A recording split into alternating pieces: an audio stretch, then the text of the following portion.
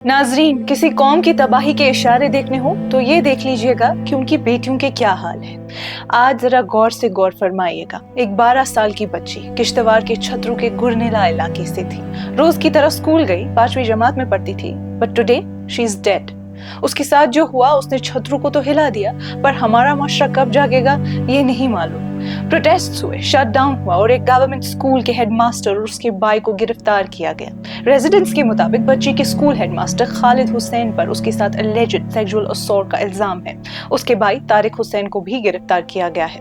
लेकिन यहाँ एक बात वाज़ेह करना जरूरी है नाजरीन, ये इल्जामात है, लेकिन जो बात सबसे ज्यादा परेशान करती है वो ये है कि जब प्रेगनेंसी का पता चला, बच्ची रिपोर्टेडली 28 से 32 हफ्तों की प्रेग्नेंट थी और उसकी फैमिली को इस बात का इल्म ही नहीं था। फैमिली के मुताबिक बच्ची को बुखार की शिकायत थी। माँ उसे एक लोकल प्रैक्टिशनर के पास ले गई जहाँ प्रेगनेंसी का पता चला। फिर शुरू हुआ एक इंतहाई मुश्किल सफर, लोकल मिडवाइफ से किश्तवाड़ से डोडा और फिर जम्मू की तरफ। लेकिन बच्ची की हालत बिगड़ती गई और आखिरकार बटोट में उसकी मौत हो गई। एक बच्ची जिसे इस उम्र में स्कूल, दोस्त और होमवर्क की फिक्र होनी चाहिए थी, वो प्रेग्नेंट हुई।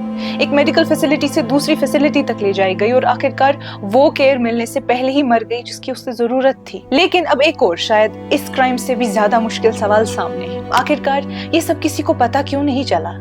एक बच्ची महीनों तक प्रेग्नेंट रही और फैमिली को पता ही नहीं चला।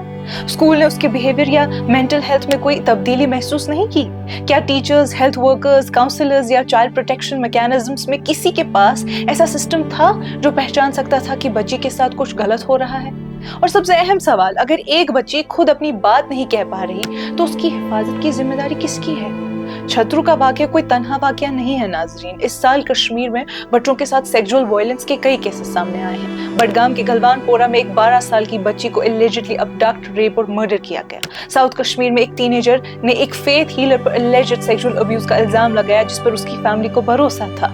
और एक माइनर की एलिजिड सेक्सुअल असॉल्ट के बाद प्रेगनेंसी का मामला जम्मू और कश्मीर हाई कोर्ट तक पहुंचा, जहां फैमिली ने तकरीबन 27 हफ्तों की प्रेगनेंसी टर्मिनेट करने की दरख्वास्त की। नाज़रीन, अक्सर कोर्ट्स में माइनर्स के एलिजिड सेक्सुअल असॉल्ट और मोलेस्टेशन के केसेस भी सामने आते रहे हैं। जगह अलग है, हालात अलग है, इल्जामात अलग है, लेकिन वल्नरेबिलिटी एक ही है, बच्चे जो अपनी हिफाजत के लिए पूरी तरह अडल्ट्स पर डिपेंड करते हैं। तो सवाल ये है कि हमारे बच्चों के साथ आखिर हो क्या रहा है?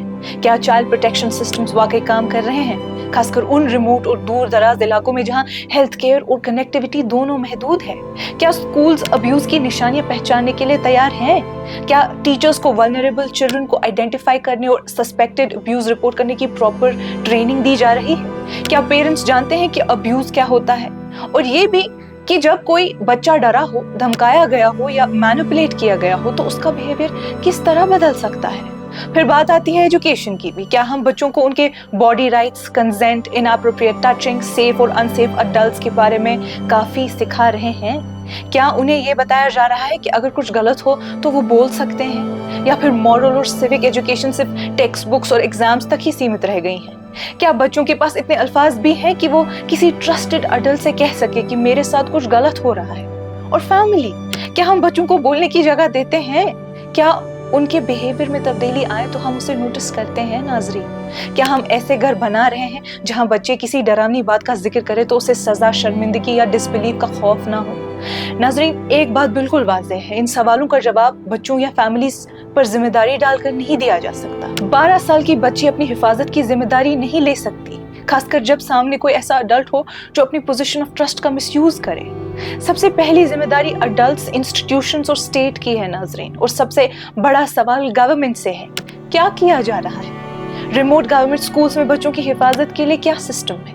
टीचर्स और स्कूल स्टाफ की चाइल्ड प्रोटेक्शन लॉज के हवाले से कितनी ट्रेनिंग्स और स्क्रीनिंग्स होती हैं? कंप्लेंट्स को मॉनिटर कैसे किया जाता है? काउंसलर्स कहाँ हैं? ऐसे सेफ मैकेनिज्म्स कहाँ हैं जहाँ एक डरा हुआ बच्चा बिना खौफ अब्यूज रिपोर्ट कर सके? और जब वार्निंग साइंस सामने आए, एक्शन लेने की जिम्मेदारी किसकी है? नाजरीन, छतरू की वो बच्ची अब इन सवालों का जवाब नहीं दे सकती। उसकी फैमिली जो हुआ उसे बदल नहीं सकती, लेकिन गवर्नमेंट, एजुकेशन सिस्टम और सोसाइटी के पास अब भी एक चॉइस है। या फिर उसकी मौत भी सिर्फ एक और ट्रैजिक हेडलाइन बनकर रह जाएगी, या फिर ये ट्रेजेडी हमें मजबूर करेगी कि हम सच देखें, हम अपने बच्चों को कितना महफूज रख पा रहे हैं। क्योंकि नाजरीन, किसी सोसाइटी का असल इम्तिहान ये नहीं कि बच्चे की मौत के बाद वो कितना जोर और शोर से प्रोटेस्ट करते हैं, اصل امتحان یہ ہے کہ کیا ہم وقت گزرنے سے پہلے بچے کی حفاظت کر سکتے ہیں؟ ناظرین، ایک بات یاد ضرور رکھیے گا، کل کو جواب دے ہم سب ہوں گے۔ فی الحال آج کی اس کشمیر رپورٹ میں بس اتنا ہی، باقی مزید معلومات کے لیے آپ بنے رہیے کشمیر لائف کے ساتھ۔ خیبر سیمنٹ، دل سے بناؤ۔